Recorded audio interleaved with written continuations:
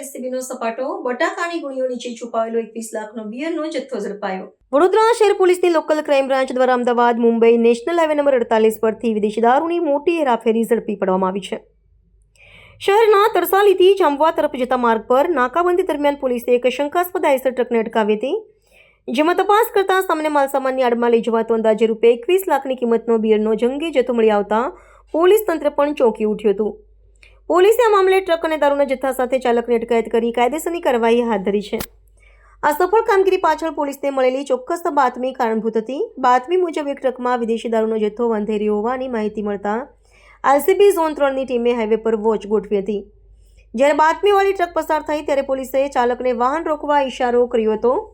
પ્રાથમિક દ્રષ્ટિએ ટ્રકમાં માત્ર બટાકા ભરેલા હોય તેવું જણાતું હતું, પરંતુ પોલીસે બટાકાના થેલાઓ હટાવીને ઝીણવટભરી તપાસ કરતા તેની પાછળ વ્યવસ્થિત રીતે ગોઠવેલી બિયરના ટીનની પેટીઓ મળી આવી હતી। બુટલેગરો દ્વારા પોલીસને થાપ આપવા માટે બટાકાની આડશનો ઉપયોગ કરવામાં આવ્યો હતો। આ પ્રકરણમાં પોલીસે ટ્રક ચાલકની ધરપકડ કરી છે અને તેની સઘન પૂછપરછ શરૂ કરવામાં આવી છે। રાજ્યમાં દારૂબંધીના કડક અમલ વચ્ચે આટલી મોટી માત્રામાં બિયરનો જથ્થો ક્યાંથી લાવવામાં આવ્યો હતો અને વડોદરા કે અન્ય કયા શહેરોમાં કોને પહોંચાડવાનો હતો તે દિશામાં પોલીસે તપાસના ચક્ર ગતિમાન કર્યા છે।